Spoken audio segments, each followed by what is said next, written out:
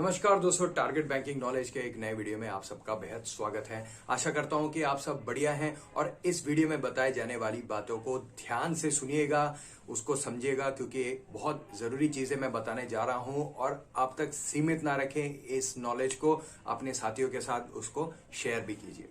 तो KYC, e KYC, सी KYC, ये तीन शब्द अगर आप किसी भी फाइनेंशियल इंस्टीट्यूशन के साथ जुड़े हैं, बैंक हो गया, म्यूचुअल फंड हो गया, उसके साथ जुड़े हैं, तो आपने ये जो शब्द हैं जरूर सुने होंगे। आपने इसके बारे में सोचा भी होगा कि ये क्या चीजें हैं, मिलती जुलती हैं। केवाईसी है, सी केवाईसी है, ई केवाईसी, सब मिलते जुलते हैं। हमको ये बार बार करना क्यों पड़ता है? तो इन सब के बारे में डिटेल में समझेंगे दोस्तों, और इसका क्या रेलेवेंस है वो आपको इस वीडियो में समझ आ जाएगा। तो चलिए दोस्तों, आगे वीडियो में बढ़ते। तो सबसे पहले बात करते हैं केवाईसी के बारे में। केवाईसी का फुल फॉर्म होता है नो योर कस्टमर। तो इस फुल फॉर्म से ही हम ये पता लगा सकते हैं कि आपको जानना चाहती है जो भी फाइनेंशियल इंस्टीट्यूशन है, जैसे कि बैंक है, आप किसी बैंक में खाता खुलाने जाते हैं या बीच बीच में आपको नोटिफिकेशन आता होगा कि आपका केवाईसी ड्यू हो गया है। तो वो सब क्या है कि बैंक जो है आपको जानना चाहती है। नो योर कस्टमर आपको समझने के लिए क्या क्या जरूरी होता है। एक तो जो आप फॉर्म फिल करके देते हैं, उस पर जो जो डिटेल्स आप भर के देते हैं वो सब जरूरी होता है। उसके साथ में आपका आईडी प्रूफ और रेजिडेंस प्रूफ यानी कि एड्रेस प्रूफ, ये दो चीजें और आपको सबमिट करनी पड़ती हैं।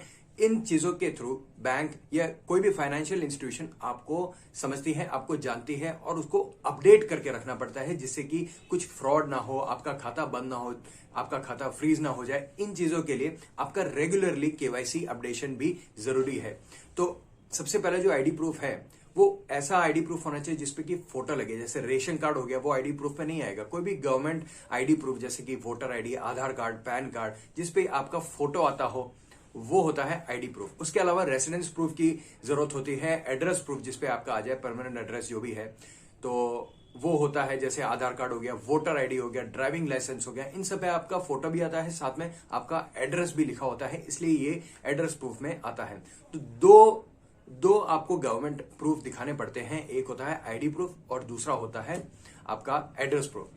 और इस केस में कई लोग पूछते हैं कि अगर एक ही आपके पास आईडी है तो वो चल सकता है कि नहीं। अगर उस आईडी पे आपका एड्रेस भी आता है और फोटो भी आता है तो आप आईडी एंड एड्रेस प्रूफ के तौर पे उस सेम आईडी प्रूफ को दिखा सकते हैं। तो ये होता है नो योर कस्टमर, एक बहुत ही जरूरी एक्टिविटी होता है। अगर आप खाता खोलते हैं या म्यूचुअल फंड में इन्वेस्टमेंट करते हैं या किसी भी प्रकार का फाइनेंशियल ट्रांजैक्शन करते हैं तो आपका केवाईसी बैंक या फाइनेंशियल इंस्टीट्यूशन में होना बहुत ज्यादा जरूरी होता है। और टाइम टू टाइम इसको अपडेट करने के लिए बैंक आपको मैसेज भी करती है, आपको लेटर्स भी आते होंगे। आपने न्यूज़पेपर में भी पढ़ा होगा कि अगर आपका केवाईसी ड्यू है तो जल्द से जल्द उसको अपडेट करा दीजिए। वो सब इसलिए होता है कि फ्रॉड प्रिवेंट हो जाए और आप या तो आप फ्रॉड ना कर दे या फिर आपके अकाउंट को कोई और यूज करके फ्रॉड ना कर दे। तो ऐसी चीजें अवॉइड करने के लिए रिजर्व बैंक ऑफ इंडिया ने स्ट्रिक्ट रूल्स रखे हैं जो बैंक को भी फॉलो करने पड़ते हैं। इसके लिए आपको केवाईसी के आपके अकाउंट के लिए आपको मैसेजेस आते रहते हैं, तो उसको कभी भी नजरअंदाज मत कीजिए। और केवाईसी का अगर आपको कभी भी कोई नोटिफिकेशन आता है, कोई मैसेज आता है, तो जरूर उसको जाके जल्दी से अपडेट करवाइए। अगला हम बात करेंगे दोस्तों ई केवाईसी के बारे में। ये भी केवाईसी से मिलता जुलता ही है, जैसे कि नाम सजेस्ट करता है, लेकिन अंतर बस इतना है कि ये आधार कार्ड के थ्रू वेरिफिकेशन होता है। जहां हमने समझा कि केवाईसी में आपको अपना रेजिडेंस प्रूफ देना पड़ता है, आपका आईडी प्रूफ देना पड़ता है, फिजिकल जेरोक्स कॉपी देना पड़ता है, फिर बैंक में जो स्टाफ है वो उसको चढ़ाते हैं अपने सिस्टम पे। वो थोड़ा लंबा प्रोसेस हो जाता है, लेकिन ई केवाईसी में बस आपको इतना करना है। अगर आपने आधार कार्ड कभी भी बनवाया है तो ये बहुत ज्यादा आसान हो जाएगा आपके लिए। इसलिए ई केवाईसी एक आसान तरीका है केवाईसी अपडेशन के लिए। आपको बस बैंक में जाना है, आपको बोलना है ई केवाईसी मुझे करवाना है, और वो लोग दो तरीके होते हैं करवाने के। तो एक होता है बायोमेट्रिक ऑथेंटिकेशन, यानी कि बायोमेट्रिक जो डिवाइस होता है वहां पे आपको अपना अंगूठा रख देना है। आपने जब आधार कार्ड बनवाया होगा तब भी आपने अंगूठा दिया होगा और वो सारा डेटा अपलोड हुआ था आधार कार्ड के रजिस्ट्री पे यूआईडीए में। तो वही चीज वापस फेच होती है। जैसे ही आप बायोमेट्रिक डिवाइस पे अपना अंगूठा रखेंगे तो वो डेटा फेच होता है और आपका आइडेंटिटी वेरीफाई हो जाता है। दूसरा तरीका होता है ओटीपी के थ्रू। आधार कार्ड में जो मोबाइल नंबर है अगर वो एक्टिव है तो ये काम आपके लिए आसान हो जाएगा, क्योंकि जैसे आधार नंबर फीड होगा आपका ई केवाईसी करवाते टाइम, तो आपके उसी मोबाइल नंबर पे ओटीपी आएगा, आपको वो ओटीपी बताना है बैंक ऑफिशियल को, वो जैसे ही वहां पे डाल देंगे आपका ई केवाईसी प्रोसेस कंप्लीट हो जाएगा। इतना आसान है दोस्तों ई केवाईसी करवाना। तो ये था ई केवाईसी। पहले हमने समझा केवाईसी के बारे में, उसमें आपको हार्ड कॉपी देना होता है, फिजिकल जेरोक्स देना होता है, वो थोड़ा लंबा हो जाता है काम करवाना। तो ये थोड़ा और आसान तरीका है केवाईसी अपडेशन के लिए। दोस्तों हम समझेंगे सी केवाईसी के बारे में। सी केवाईसी क्या चीज है?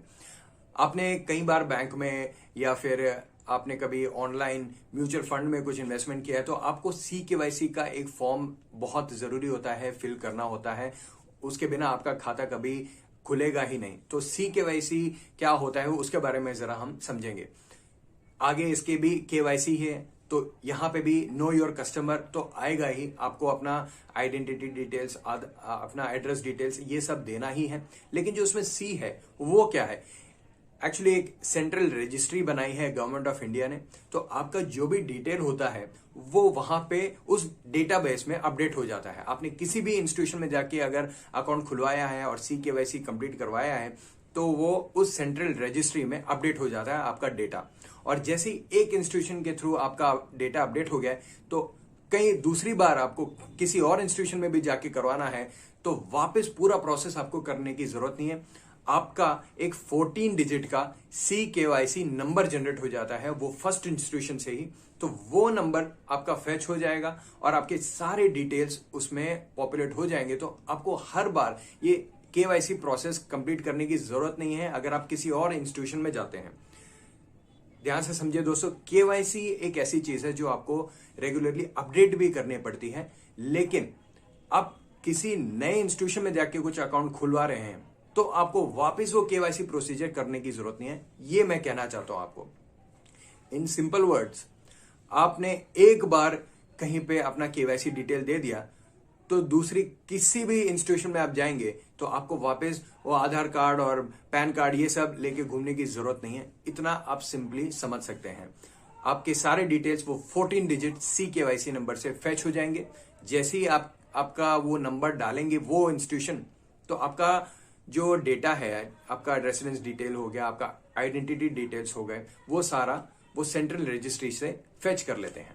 इसके लिए कुछ कुछ चीजें बहुत जरूरी होती हैं, जैसे कि आपके रेसिडेंस प्रूफ तो है ही, आपका आइडेंटिटी प्रूफ हो गया, आपका नाम, फुल नेम, आपकी मदर का नेम, ऐसी कुछ डिटेल्स होती हैं जो बहुत जरूरी होते हैं। आपके टैक्स डिटेल्स ये सब उसमें जरूरी होती हैं। तो जब आप फर्स्ट टाइम इस पे फीड करेंगे, जो भी आप फॉर्म भर के देंगे, तो ध्यान से इसको फिल कीजिएगा क्योंकि वही चीज अगले इंस्टीट्यूशन में भी यूज होने वाली है। अगर फर्स्ट टाइम आपने कुछ गलती कर दी तो वही चीज आगे भी चलती रहेंगी। तो इसलिए जब भी आप सी केवाईसी का फॉर्म भरते हैं, फटका नाम का एक फॉर्म होता है, वो अगर आप भरते हैं तो ध्यान से भरिएगा, उसमें कुछ गलती मत कीजिए, जल्दबाजी मत कीजिए, क्योंकि ये चीजें जो हैं आपके अगले इंस्टीट्यूशंस में भी रिफ्लेक्ट होती चली जाएंगी। और गलती अगर आपने की है तो जो हमारे जो सेंट्रल गवर्नमेंट डिपार्टमेंट्स होते हैं, जैसे कि इनकम टैक्स हो गए, वो सब गलतियों को नजरअंदाज नहीं करते और बल्कि आप पे पेनल्टी और लगा देंगी। तो इसलिए कभी भी फॉल्स इंफॉर्मेशन मत दीजिए। ये सब जब आप फिल करते हैं तो एक्चुअली जो आपका इनकम है वो सब जरूरी है कि आप सही इंफॉर्मेशन ही दें। तो ये था दोस्तों हमारा वीडियो केवाईसी, ई केवाईसी, सी केवाईसी के रिगार्डिंग।